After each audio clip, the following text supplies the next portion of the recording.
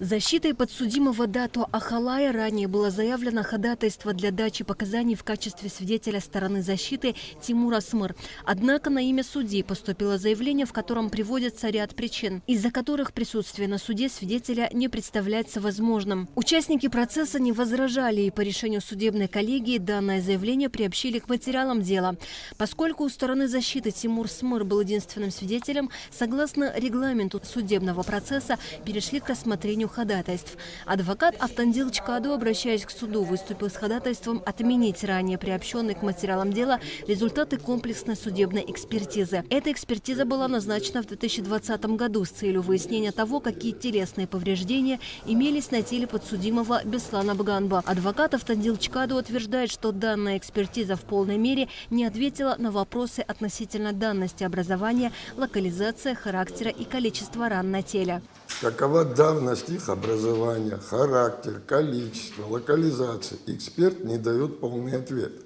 Хотя описывает группа А с повреждениями в височной области головы, во втором межреберье, в 1/3 правой голени 2 свежезаживающие раны.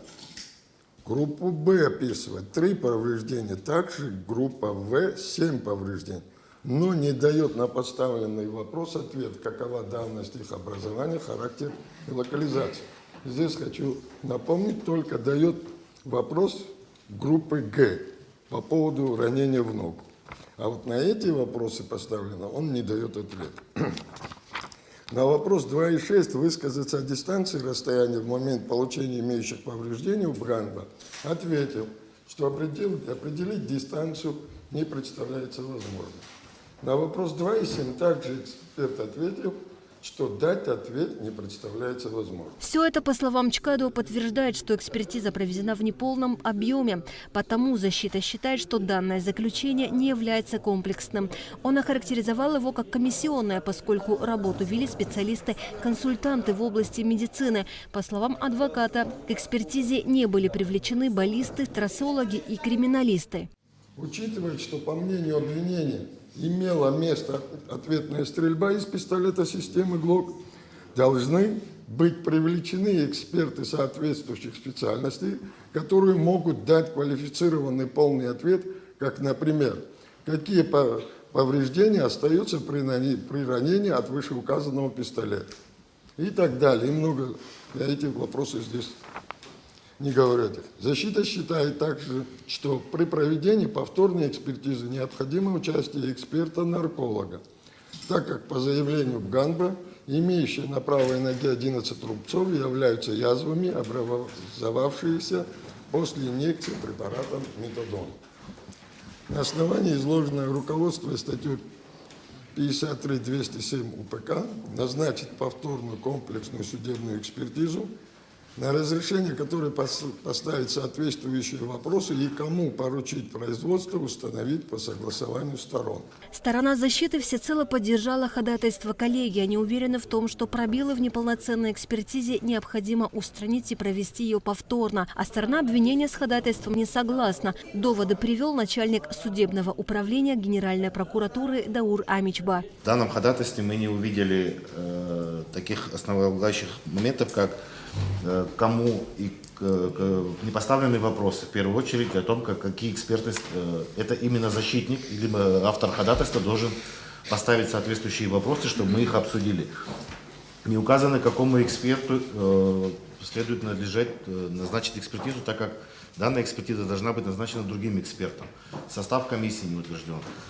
Более того, по истечении 3 лет с момента свидетельствования Бганба все раны и рубцы, которые на нем имелись, соответственно, зажили. Исходных данных, по которым бы проводилась экспертиза, суд признал их недопустимыми. На протяжении 3 лет, я так надеюсь, что он лишен приема наркотических препаратов, и нарколог на основании каких документов должен проводить это исследование. Трассолог. Там мы видим, что маленький рубец 1 сантиметр. Я не вижу целесообразности проведения этой экспертизы. Более того, ходатайство заявлено в несоответствии с уголовно-процессуальным законом. Целесообразности в повторном проведении экспертизы нет, считает и другой представитель стороны обвинения, заместитель генерального прокурора Руслан Тыркба.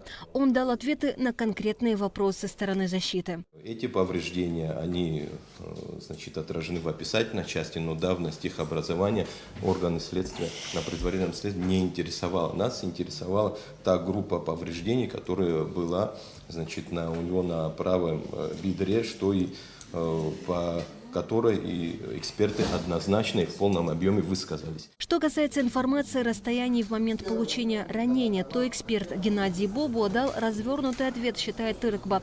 Относительно формулировки «комплексная» или «комиссионная» проведена экспертиза, то он напомнил, что этот вопрос и ранее обсуждали в суде, а сейчас у стороны защиты те же самые аргументы. Адвокат стороны защиты, в свою очередь, выступил с повторным обращением к суду. Мы говорим сейчас о неполноте и приводим те факты, 3 вопроса, на которые не мог ответить эксперт-медик, потому что это не входит в его компетенцию. Выслушав мнение сторон, судебная коллегия после 2-часового совещания возобновила процесс и озвучила свое решение. Судебная коллегия не усматривает необходимости для назначения повторной или дополнительной судебно-медицинской экспертизы в отношении подсудимого Абганба.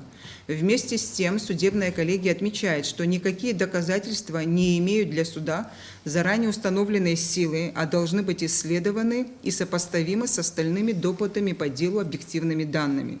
Судом будет дана оценка каждому доказательству в отдельности, а также достаточность и взаимная связь доказательств в их совокупности. На основании изложенного, руководствуясь статьей 256 Уголовно-процессуального кодекса Республики Абхазия, судебная коллегия Верховного суда Республики Абхазия определила ходатайство адвоката Чхаду о назначении по делу повторной комплексной судебно-медицинской экспертизы в отношении подсудимого Абганба оставить без удовлетворения. Таким образом, ходатайство стороны защиты судейской коллегии было отклонено. Это ходатайство в этом судебном процессе было единственным. Следующее слушание намечено на 20 июня. Асида Мали, Алексей Гухава, Абхазское телевидение.